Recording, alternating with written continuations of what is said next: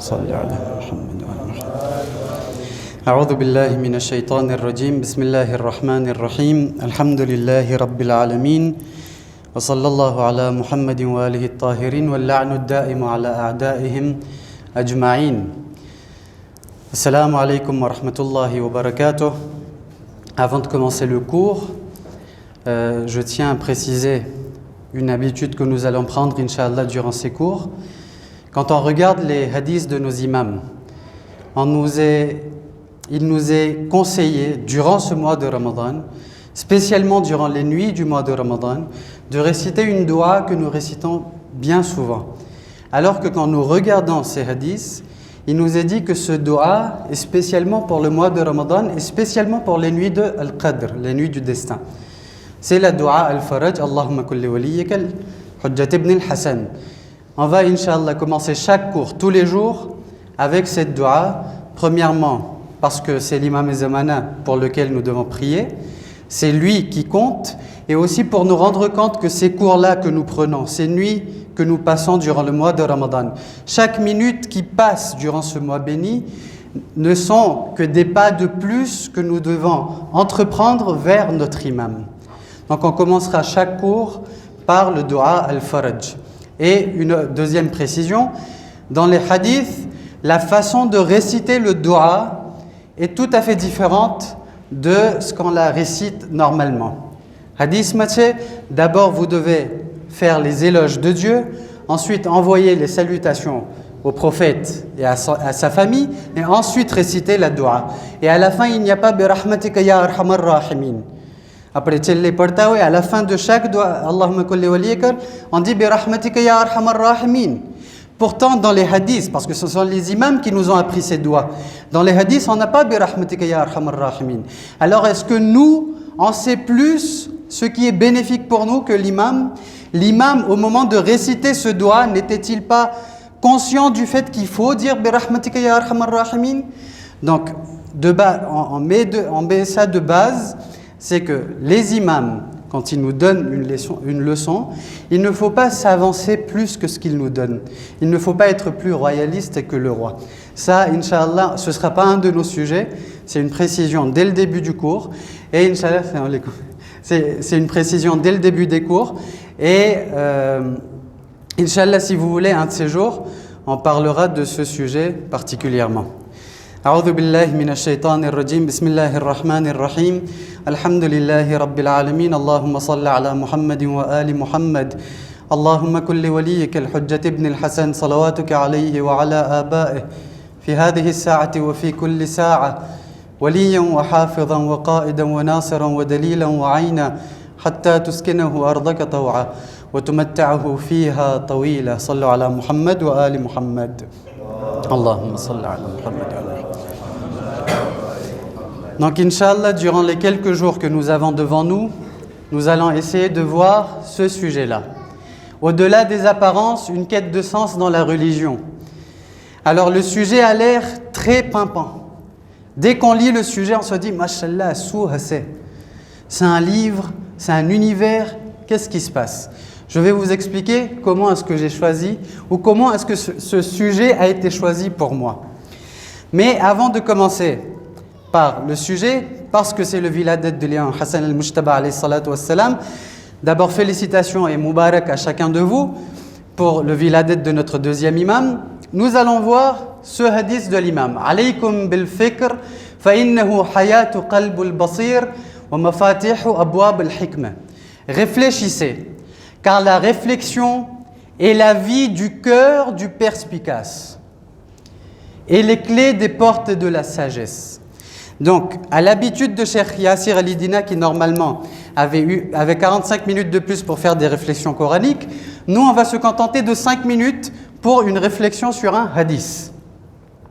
Donc, qu'est-ce que vous comprenez de ce hadith? Et là, je voudrais que vous participiez, tout ce qui vous vient à la tête, vous me le dites. L'important, c'est la participation. Président?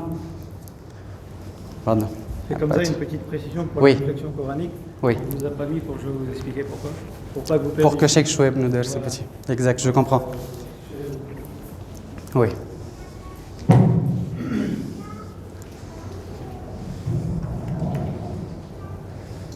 en a un chez les femmes? Oui, oui, il y en a 2 chez les femmes.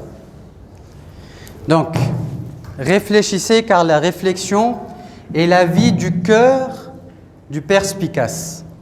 Qu'est-ce que vous comprenez par le fait que la réflexion soit le cœur, soit la vie du cœur de la personne qui est perspicace?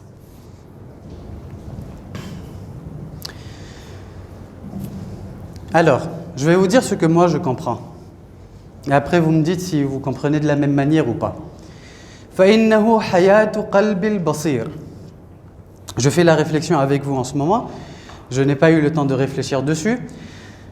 Ce que je comprends, c'est que la personne qui est basir, donc qui a le basira, qui est perspicace, qui est clairvoyant, la personne qui est clairvoyante vit à travers son cœur, bien sûr, et son cœur survit, entre guillemets, grâce à la réflexion.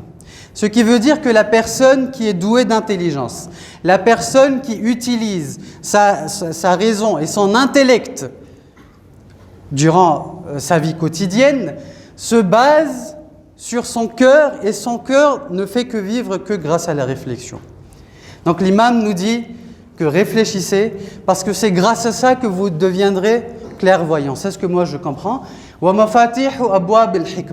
Et les portes de la sagesse sont fermées, sauf pour ceux qui réfléchissent.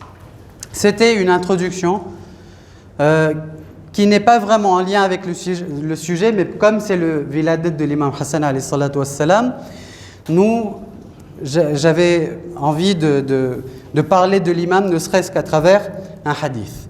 Donc ce soir, nous allons présenter les sujets que nous allons aborder durant les 13 ou 14 nuits qui nous attendent. Tout d'abord, je dois vous préciser que je ne discuterai pas d'un sujet sur 15 nuits. Parce que je sais que certaines personnes peuvent venir ou pas chaque nuit. Donc c'est possible que si une personne vient demain et ne vient pas le lendemain, il va perdre toute la continuité du cours. Il va perdre les étapes et les chaînes du cours. C'est pour ça que j'ai décidé de parler et d'aborder un seul sujet par nuit. Et j'ai fait en sorte que les sujets soient variés. Donc, le premier sujet. L'amour d'Allah subhanahu wa ta'ala. Ça, c'est un sujet qu'on va aborder demain soir, incha'Allah. C'est un sujet plutôt spirituel. C'est un sujet dans lequel nous allons voir que veut dire l'amour d'Allah subhanahu wa ta'ala, premièrement. Comment acquérir l'amour d'Allah subhanahu wa ta'ala. Et on va dire les paroles mystiques ou les paroles spirituelles qui existent dans les hadiths de nos imams alayhimus salatu wassalam. Ensuite, la connaissance de soi. Qui sommes-nous? Qui suis-je? Et comment dois-je me comporter avec moi-même? Comment dois-je me tenir devant les autres, etc. Ce sera en une nuit. Un très beau sujet, Inch'Allah. Ensuite, la philosophie des nuits du destin. Normalement, ce sera la nuit du 18. La nuit du 18, on va essayer d'aborder ce sujet tout en expliquant comment se préparer pour ces grandes nuits. Ces nuits durant lesquelles notre destin est écrit. Toute notre vie est basée sur ces 3 nuits, 19, 21, 23. Donc comment se préparer à accueillir ces nuits et que faire durant ces nuits pour justement en profiter au maximum. Ça, ce sera un sujet. Le sujet d'après, les sujets ne sont peut-être pas rangés par rapport à l'ordre des jours, mais on va voir, Inch'Allah, en fonction de votre mood et du besoin, quel sujet aborder quand, Inch'Allah. Le la'nat, le fait de maudire, entre utilité et danger. Donc, comme vous le voyez, les 3 premiers sujets sont plutôt spirituels. Ce sujet-là, il est dogmatique. Pourquoi je veux aborder ce sujet? D'abord, il faut savoir que au moment de choisir les sujets, j'ai consulté plusieurs personnes.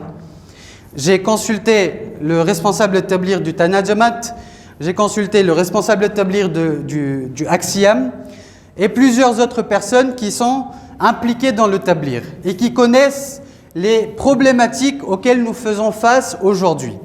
Pourquoi je vais parler de ce sujet et de ces sujets en général? Quelquefois, nous allons voir des intervenants qui vont parler des choses que le public aime.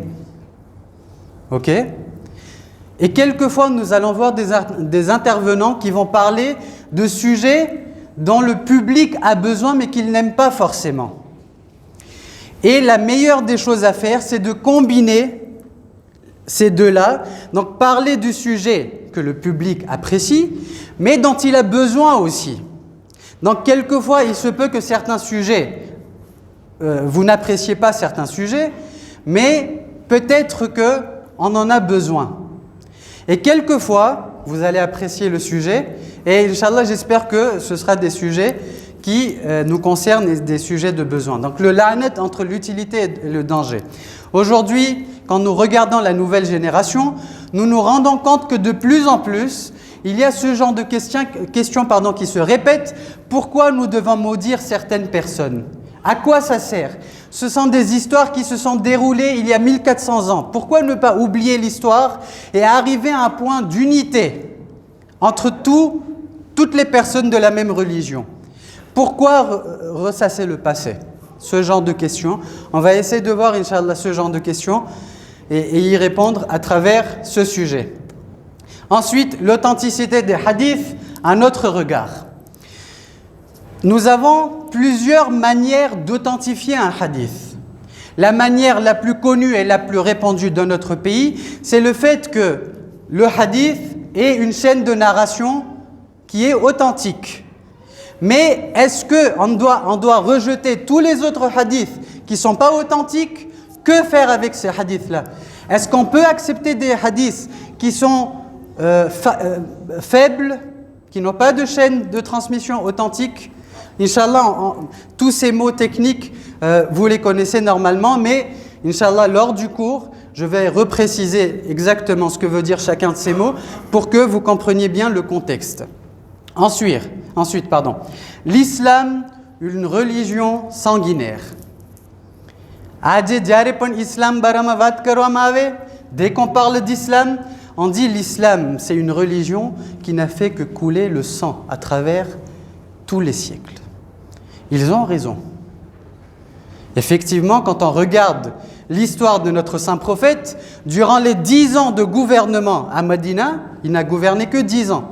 Il y a eu plus de 80 guerres à l'époque du saint prophète. Donc, est-ce que ces guerres sont justifiées, justifiables? Est-ce que l'islam est une religion qui accepte qu'elle est sanguinaire ou bien elle est de mauvaise foi? C'est une religion qui se voile la face. Ce sera une question, Inch'Allah. Là, j'essaie de vous stimuler au maximum. J'espère que vous ne serez pas déçus au moment du sujet en question. Critiquer pourquoi et comment. Ça, c'est un défi au quotidien auquel nous devons faire face. Que ce soit le Jamaat, je viens de le faire tout à l'heure, que ce soit le Jamaat, que ce soit chacun d'entre nous, que ce soit l'intervenant, dans nos familles respectives, dans nos groupes d'amis, à l'école, au travail, on reçoit et on pratique l'art de critiquer. C'est un art. Mais cet art, comme tout autre art, cette pratique doit être régulée. Donc déjà, on doit savoir pourquoi est-ce qu'on doit critiquer. Est-ce qu'on doit critiquer ou pas? La critique est-elle utile ou pas? Et ensuite, pourquoi nous devrions critiquer ou pas? Et comment le faire de la meilleure des manières possibles? Les détails inconnus du Ghaybat et Sughra. Donc, les 3 premiers sujets spirituels, le la'nat dogmatique et social, on va dire, sujet dogmatique et social, l'authenticité des hadiths, ça c'est un sujet de hadith, donc qui concerne les narrations. L'islam, une religion sanguinaire, ce sera plutôt historique. Critiquer pourquoi et comment, ce sera plutôt akhlaqi, comme on le dit, akhlaq na sujet, oui. Les détails inconnus du Ghaybat et Sughra, l'occultation mineure. Aujourd'hui, je parle de mon cas à moi, avant de préparer ce sujet. À chaque fois que je parlais et j'entendais le mot Ghaybat et Sughra, l'occultation mineure de l'imam Mahdi, je pensais à 2 choses. Premièrement, ça a duré une petite partie, quelques années, quelques dizaines d'années, c'est tout. Et après, il y a le Ghaibat Kubra qui a commencé. Deuxième information que j'ai toujours en tête, c'est que l'imam Mahdi avait 4 représentants durant cette période-là. Mais qu'est-ce qui s'est passé durant ces 69 ou 70 ans? Quels sont les points clés historiques qui nous permettent de vivre jusqu'à maintenant grâce aux conseils que nous avons reçus lors de cette occultation mineure et plusieurs autres détails inconnus ou peu connus lors de la Ghaibat Sughra. Ensuite, le Raj'at, un principe dogmatique peu connu. À chaque fois, il me semble que Raj'at Barama, il y a eu des cours, il y a 2 ans, en ourdou. Je ne sais pas qui avait participé, c'était Saïd Muntazir qui donnait ces cours-là. Il y a une salle de conférence, moi, Raj'at Barama. Donc c'était en ourdou, en gujarati, je ne me souviens pas. Le sujet n'a peut-être pas été abordé en français. Le Raj'at, qu'est-ce que c'est? Pourquoi dans nos hadiths, quand on parle de Raj'at, on nous dit que celui qui ne croit pas au Raj'at n'est pas un chiite, n'est point un chiite qui ne croit pas au Raj'at. Pourquoi on ne sait pas c'est quoi le Raj'at? Donc on va essayer de parler de ce sujet en 2 ou 3 nuits. Celui-là, on ne pourra pas l'aborder en 1 nuit. Un sujet extrêmement important qui concerne notre foi et notre croyance. Donc j'espère que le sujet sera utile. Il sera utile, j'espère que je pourrai bien le présenter de façon à ce que ça soit compréhensible. La science des imams aux yeux des non-musulmans. Un sujet soft, passionnant.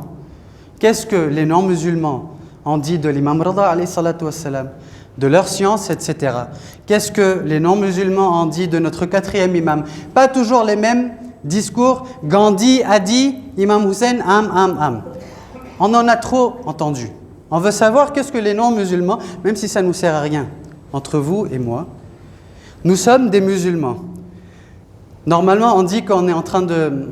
Souk est français, mais il y a un proverbe, on est en train de convertir un... Souk de prêcher un converti. Un convaincu, merci. De prêcher un convaincu. Je ne suis pas là pour prêcher un convaincu, on n'en a pas besoin. Mais malheureusement, il arrive que nous entendions certains non-musulmans, certains Européens, Américains, Doria, blonds aux yeux bleus, qui nous disent que votre imam, il est beau, votre imam, il a dit de belles paroles, et c'est là que nous allons voir ce que notre imam il nous a dit. Alors que l'imam, entre guillemets, nous appartient à nous. Nous le suivons. C'est nous qui sommes derrière cet imam. C'est nous qui avons, entre guillemets toujours, hérité de ses œuvres et de ses patrimoines littéraires et spirituels de l'imam. Mais on attend Georges Jordac, on a Nahjul Balagha Baramassou Boilo. On va aller voir, ah bon, si Georges Jordac, le chrétien, qui n'est même pas musulman, dit ça du Nahjul Balagha, moi qui suis musulman, je dois aller le voir. Pourtant, ça doit être le contraire. Ça doit être nous, les émissaires et les représentants de nos imams, de notre patrimoine, envers les non-musulmans.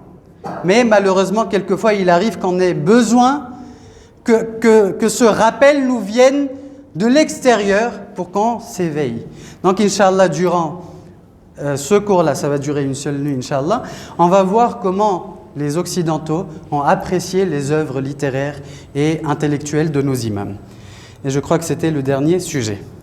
Maintenant, comme vous le voyez, nous avons 1, 2, 3, 4, 5, 6, 7, 8, 9, 10, 11 sujets.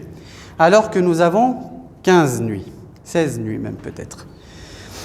Donc, j'ai laissé quelques nuits pour que vous-même, vous me proposiez des sujets. Je vais le préparer, Inch'Allah.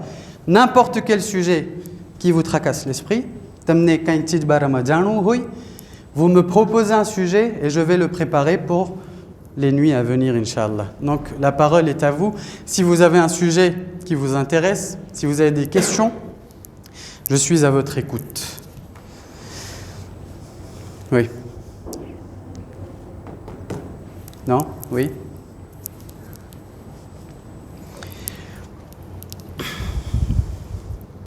Il y a un malaise, hein? Non, essayez de vous détendre. Et bon, s'il n'y a pas d'idée, il n'y a pas d'idée. Hein, je vous prends par surprise aussi. Mais essayez d'y réfléchir. De toute façon, on sera ensemble durant ces quelques nuits.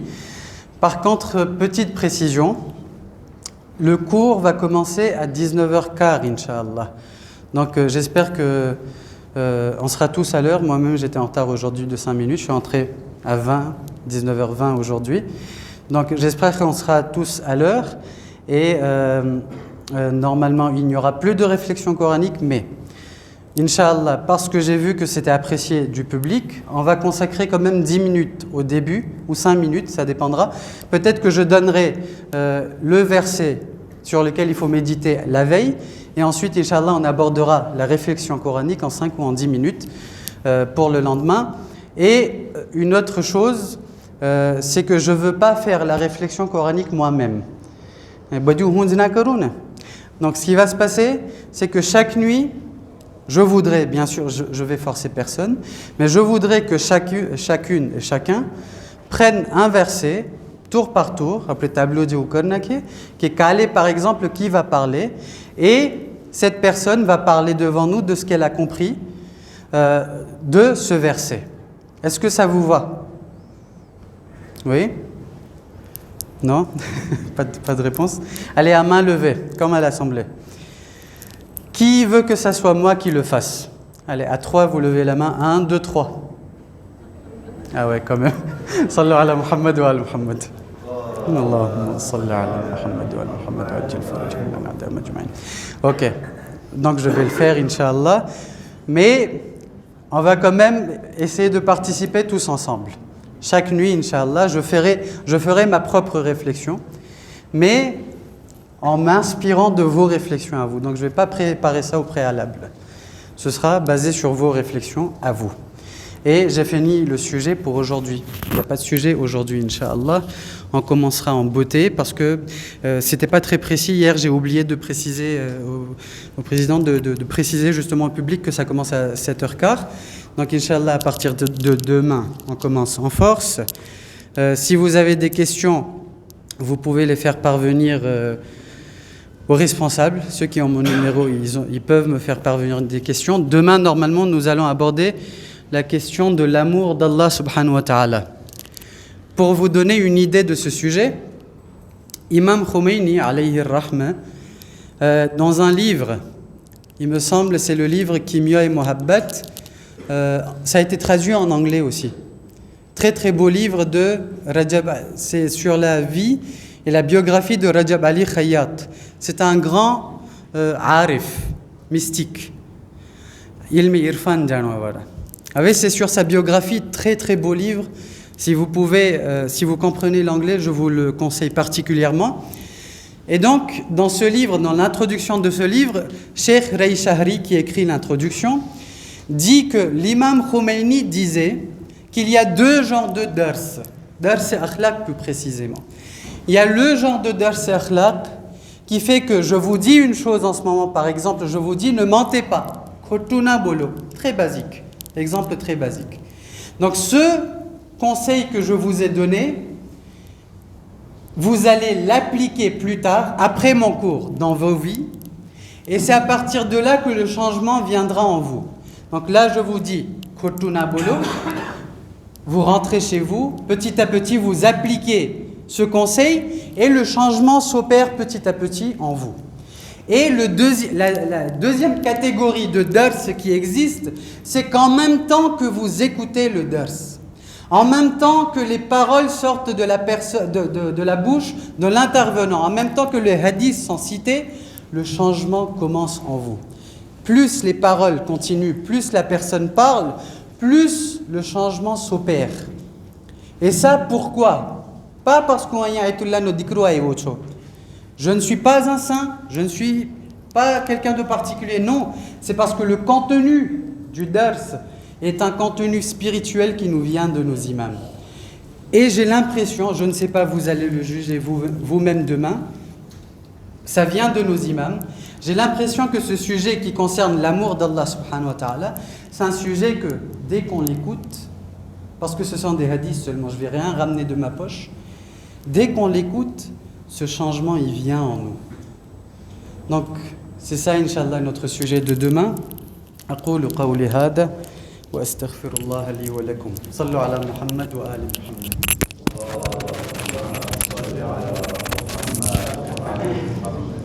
donc, Inch'Allah, à partir de demain, j'espère que vous serez là. Je remercie bien sûr le Djemal de m'avoir invité. Au début, il faut que je le dise. C'est toujours un challenge d'inviter des personnes qui ont vécu parmi nous et qu'il ait eu ce courage, c'est déjà beaucoup. Donc merci à vous et merci à lui d'emblée. Merci.